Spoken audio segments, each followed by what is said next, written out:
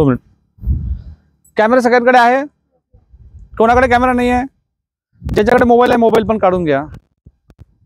Camera आहे ना?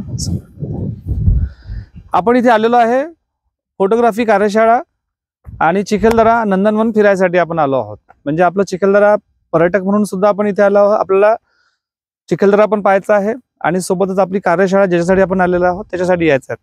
ज्या लोकांकडे कॅमेरा नसतील, माझ्याकडे मी कॅमेरे आणलेले आहेत ते घ्या. ज्यांच्याकडे आपले आणलेले कॅमेरे संपले असं जर वाटत असेल तर मोबाईल आहे सगळ्यांकडे. मोबाईलमध्ये पण खूप सुंदर सुंदर फोटोग्राफ्स निघतात, छान व्हिडिओज निघतात. फक्त आपल्याला मोबाईलचं सेटिंग आपल्याला माहीत नसते. म्हणून आता आपण ज्यावेळेस चिखलदऱ्यामध्ये येतो किंवा कुठली कार्यशाळा ज्यावेळेस आपण अटेंड ज्यावेळेस करतो तर आपल्या डोक्यात समजा आपण महाबळेश्वर चाललोय तर महाबळेश्वरचा तिला कुठलाही पॉईंट नसतो. आता हा कुठलाच पॉईंट नाही आहे.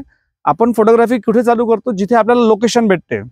पिक्चरचं शूटिंग कसे होतात, पिक्चरचे शूटिंग सुद्धा या ठिकाणी त्यांना असं एखादं लोकेशन नाही पाहिजे, पंचगोल पाहिजे किंवा भीमकुंड पाहिजे असं त्यांना लोकेशन नाही पाहिजे. लोकेशन कसं पाहिजे त्यांना? इकडे मागे झाडं दिसतात तुम्हाला. ओके. आता आपल्याला लँडस्केप फोटोग्राफी करायची असेल तर लँडस्केप मध्ये काय असतं की 25% एक तर जमीन असते, 25% आकाश असते, 25% जमीन असते. फोटोग्राफी आपण करतो. हिस्टॉरिकल फोटो म्हणजे आपण समजा गायलगडचा किल्ला, ज्या ऐतिहासिक ज्या गोष्टी आहेत त्याची फोटोग्राफी जर तुम्हाला करायची असेल तर ते जाते आपला गाविलगड साईड आहेत. आणि बाकीचे जे असे आता आपल्या याच्यामध्ये वाईल्ड फोटोग्राफी करायची असेल तर वाईल्ड फोटोग्राफी तुम्हाला इथे काहीच दिसणार नाही. ज्या पायवाटा असतात जंगलामध्ये झाडाच्या त्या वाटेने घुसावं लागते आपल्याला, तिथे तुम्हाला वाईल्ड फोटोग्राफी मिळते आणि बर्ड फोटोग्राफी मिळते. कोणाला पक्षी प्रेमी आहे का आपल्यापैकी? तर पक्षी प्रेमींना माहिती आहे कुठे असते ते. फक्त कानाने असा आवाज बघतात कुठून येत आहे त्याच्या मागे घुसून जातात.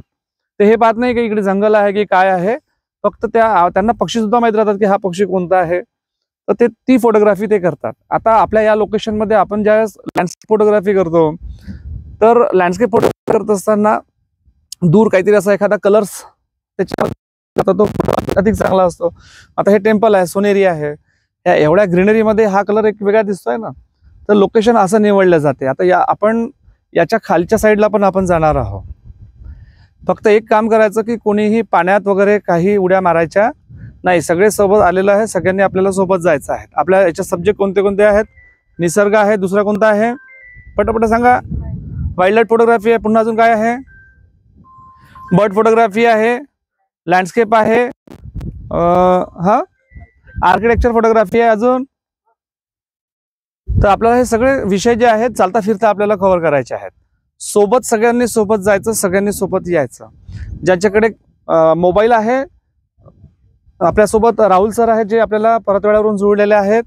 राहुल सर मोबाईल, आपल्यासोबत अक्षय सर आहेत मोबाईल. ज्यांच्याकडे मोबाईल्स आहे आपापले मोबाईल सेट करून घ्या. तुमच्या मोबाईलमध्ये खूप सुंदर फोटो येतात की तुम्हाला कॅमेरे सुद्धा काढायची गरज पडणार नाही असं मला वाटते जर मोबाईल आहे. सरांकडे जो कॅमेरा आहे हा निकॉनचा आहे आणि त्याला जो लेन्स लागलेला आहे. म्हणजे आपल्याला जर जंगलात फोटो काढायचे असेल, वाईल्ड फोटोग्राफी करायची असेल तर तुमच्याकडे असे झूमवाले जे लेन्सेस असतात असे लेन्स तुम्हाला पाहिजे. तुम्ही जर हे समजा कॅमेरा घेऊन गेले तर हे वाईल्ड फोटोग्राफीसाठी नाही येणार आहे. याचे लेन्सेस तेवढे नाही आहेत. आपल्याला काय पाहिजे असतात? कोणते लेन्सेस वापरू आपण त्यावेळेस? Zoom lenses. त्याला म्हणतो आपण टेली लेन्स. टेली म्हणजे जवळ करणे आणि वाईल्ड म्हणजे दूर करणे. ज्या ठिकाणी जागा कमी असते त्या ठिकाणी आपल्याला वाईड अँगलचे लेन्स पाहिजे असतात. ज्या ठिकाणी दूरचे आपल्याला फोटो काढायचे समजा त्याचा जर फोटो काढायचा असेल त्याच्यासाठी आपल्याला टेली लेन्स लागतात, झूम लेन्स लागतात. आता याने जर आपण फोटो काढला तर हा वाईडच देईल, त्याच्या सोबत आजूबाजूचा पण परिसर येईल.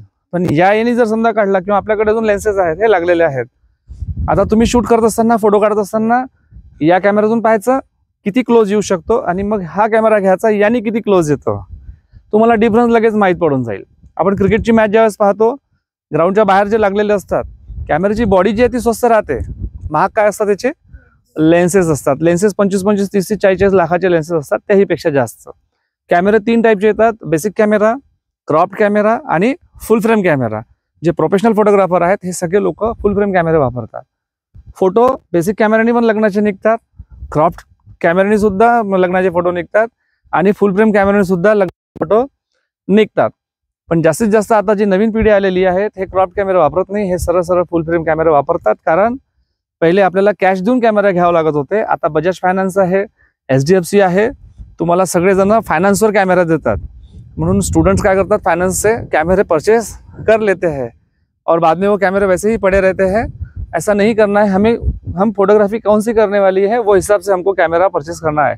लेन्सेस खूप वेगवेगळ्या प्रकारचे लेन्सेस आहेत। फिश आय लेन्स आहे, झूम लेन्स आहे, टेली लेन्स आहे। तर आपल्याला वर्किंग काय असेल ते करायचं आहे।